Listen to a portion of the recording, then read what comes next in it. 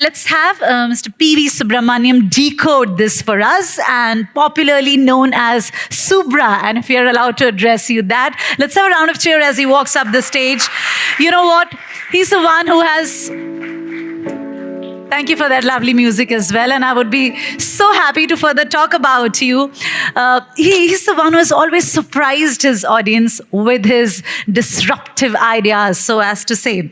Strongly believes that in the idea that to make money, you do not need like really too many ideas. You need simple ideas. He's a voracious reader, a very well-known writer as well, popularly writes for the websites and the financial magazines as well. Subra is a fitness freak and runs half a marathon in just over 2 hours. So I guess a lot of fitness freaks have donned the hat of speaker today at the Cafemutual Ideas Fest. Is that true? And with that, I think let's have a good round of cheer once again and give it over to Subra, please. Good morning. I think Carl Richard does not know that India, those who diagnose can't prescribe. Those who prescribe can't diagnose. So we are already doing what he's saying. So we know that. So Prem, I think you have to get him here and meet somebody at BKC. So we come to asset allocation. And asset allocation, I have to step back a little. See, so when you go to a client, start talking, you first talk about goal setting. Based on goal setting, after that you also do his net worth analysis, his cash flow, etc. And then based on that, you decide which goals will work, which goals will not work, and then you go to asset allocation. What happens is sometimes the client wants a change in asset allocation. You don't change the asset allocation. You go back to goal setting and risk profiling and say, can you do different asset allocation? You cannot change the asset allocation. This is step number 3 or 4, depending on where you start. So you don't change anything in step number 3. You go back to step number 1, step number 2, and therefore the change happens automatically in step number 3, which is asset allocation. So do we do asset allocation on the basis of client needs? Do we do it on the basis of our needs? Or do we do it on the basis of what our friends in the mutual fund industry are telling us? For example, I spoke to one very old fund house and they said, "Abhi sales अच्छा नहीं हो रहा है क्योंकि हमारे पास BAF नहीं है." I said, wow. I mean, BAF was never there.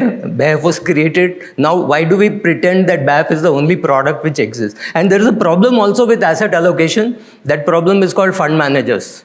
Fund managers come and talk about a product and all of us then want to talk about that product, immaterial of whether it is suitable for our client. That's the other impediment to asset allocation, especially the way we do it. So, what is the... okay, let us come to, first of all, why clients don't understand asset allocation as well as how we think they should understand is simply because clients don't understand risk profiling.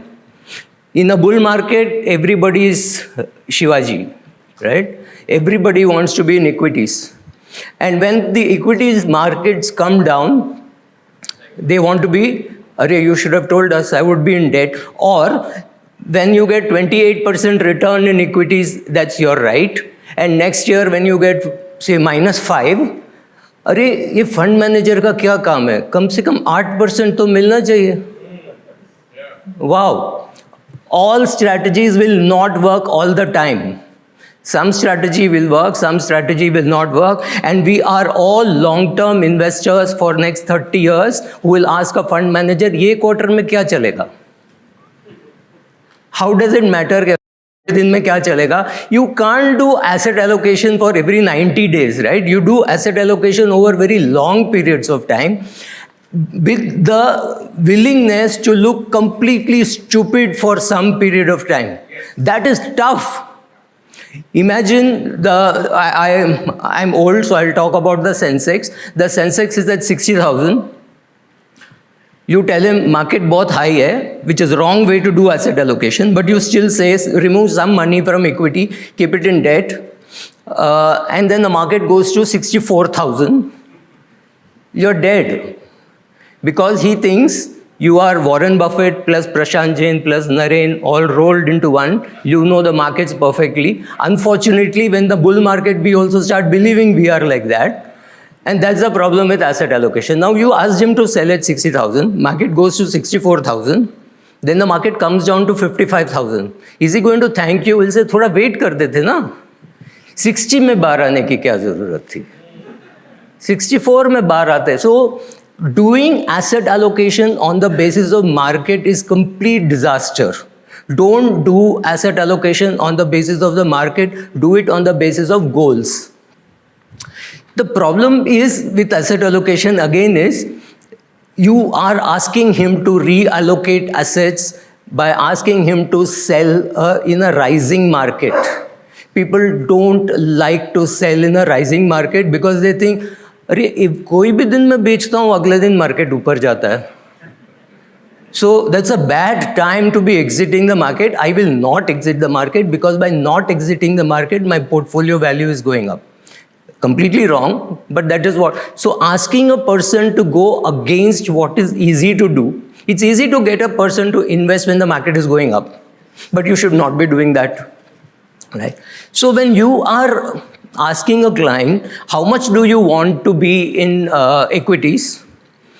And the client tells you, I want to be 70% in equities and 30% in debt. But you want the client to be 60% in equities and 40% in debt, right? Suppose you want this. Don't ask a client to reduce the risk. Don't tell him equity kam karo. Because equity is like very macho thing to do. Men invest in equities, right? Men have this stupid way to manage money and they think more money in equity is good for them. Unfortunately, IFAs, older IFAs, also have this hangover कि equity में ज़्यादा trail मिलता है. Equity में trail इतना कम हो गया कि debt trail starts looking good, right? So don't worry about trail, but when the client wants to put more money in equity, ask him very simple questions or ask her very simple questions. You need this money for your daughter's education in 2029 or in 2028. We are in 2022. Right now, if you go to 70-30, do you want to run the risk that you won't be able to pay fees for the client for your daughter's education? Because that is a fixed date. It is 2028. That can't change. Your daughter will go to 12th class in 2028. Buying a bigger house, you can postpone. Buying a bigger car, you can postpone. Your vacation, you can postpone. But 12th standard admission, 12th standard ke baad, whether it is medical ka admission or something, can't be postponed. Those are fixed, hard goals. So just don't ask to reduce equity. Just say, how will you feel if you don't have enough money to pay the fees? Or if it's a retiree portfolio, you say, sir, ye sab theek hai, but at the age of 80, if you finish all your money, you may have to go and live with your children. Are you ready for that? Right? Ask him or her about any painful incident in their life. आप नीचे गिरे, पाँव टूटा, कैसा लगा? That is exactly how he will deal with a falling market. His or her ability to handle pain is very important. Another terrible lesson we have learned, and people come on YouTube and say, मेरा 13 साल का experience है market में. When he says मेरा 13 साल का experience है, he has not seen a mandi. 2008 to 2000 or 2009 to 2022, we have only seen the bull market with very short corrections. So we believe recovery means V-shape, right? Market March में गिरेगा, September में revive हो जाएगा. So what you should do when the market falls? Do more SIP. There are at least 42 fund houses into 5 fund managers, 210 speakers saying, when the market goes down, you should do more SIP. Correct? It's not always right. Do you have the ability to sit down for 6 years of market doing nothing? 1996 to 2003. Would you have sat there? People change careers here. People left mutual fund and went to sell banyan and underwear. कुछ नहीं बिकने वाला इधर. You know, people actually did that. People left the mutual fund industry in that period. If you have not done all that, asset allocation looks very simple. Sir, market नीचे गया ना, ज़्यादा खरीदो. Will the client really do ज़्यादा खरीदो for 6 years? Or will you be in the distribution business or would you have left it? Answer those questions. Those are more difficult. Don't ask the client to decrease equity. Look at the problem, no? Here is a 55-year-old man with a lot of money. Here is a 23-year-old beautiful girl asking him about risk allocation. He wants to look like Shivaji. नहीं नहीं, मेरे को तो equity बहुत अच्छा लगता है. अच्छा, ये हुआ तो क्या होगा? At the age of 78, you finish your money. Will you go and live back with your children? That's a more difficult question to answer than saying, don't explain alpha, beta, gamma, ऊपर जाएगा ये smart beta. Nobody wants jargon. Advantage is 90% of advisors also don't understand, but they use it. Use करने में क्या है? मेरे को थोड़ी मालूम है प्लेन कैसा बनाने का, प्लेन कैसा चलाने का. मैं बैठता हूँ, पहुँचा देता है, right? I don't understand how to ride. I know how to ride a plane. I don't know how to drive a plane. So मैं तो बोल दूंगा, सर इसका ना अल्फा ज़्यादा है, बीटा कम है, इसमें गामा बहुत हाई है. Alpha, beta, gamma is just ABC, boss. It's nothing. So don't get into all that. Don't get into jargon. Ask questions which are very different from what everybody asks. Don't say equity में ज़्यादा करो, debt में ज़्यादा करो, and things like that. And another stupid thing which we keep saying is equity is risky. Equity is risky in the short run. Debt is risky in the long run. Only when you say this completely will a client understand. Otherwise, people should say, no, equity is risky, तो equity में डालना ही नहीं है. Debt में कुछ risk नहीं है, तो सब पैसा debt में डालो. Then what happens is inflation screws you, right? You have to understand the risk in equity, risk in debt, and talk to the client in a language which the client can understand, right? And remember one more thing. You can do all the diagnosis, you can do all the prescription, you do not know how it is being implemented. Right? So if a doctor says ये दवा breakfast से पहला खाना चाहिए, तो पहला खाना चाहिए. Right? How it is being implemented is just as important. If the client does not know how to implement it, you have to implement it. You have to hold his hand. Another thing I found good in asset allocation, don't talk only to the client, talk to the client's family. Husband, wife, children above 14. 13-14 के ऊपर के बच्चों को बिठाओ और उनको भी समझाओ. इसके बहुत फ़ायदे भी हैं. If he dies, that family still is your client. If you know only him, after he dies, you don't know any of the others. So do it. Second, do the discussion in your office, not in their office, in their house. फिर वो घंटी बजेगा, by आएगी, चले में coffee, चले T, पूरा divert होता है. Sit with your client in your office and talk about asset allocation, why it happens, why equity, good quality equity, bad quality equity. Everybody wants to buy Reliance Power now. Who are the people? Same guys who bought it at 450. 15 रुपए में क्या loss होगा? नहीं, 1 lakh share खरीदेगा तो 15 लाख का loss होगा. Right? You don't lose 15 bucks in a share, yaar. You lose 15 lakhs because you bought 1 lakh. You don't buy one share of Reliance Power, do you? Right? So, getting to the client, talking about this in a language without jargon, making sure that they understand the risk of asset allocation, excessively risky or excessively in debt. When I'm saying excessively in debt, if your debt returns are 7% and inflation is 9%, you're getting a negative return. Explain that, then the client will understand better. Explain in a language which the client can understand. And we don't want to look bad.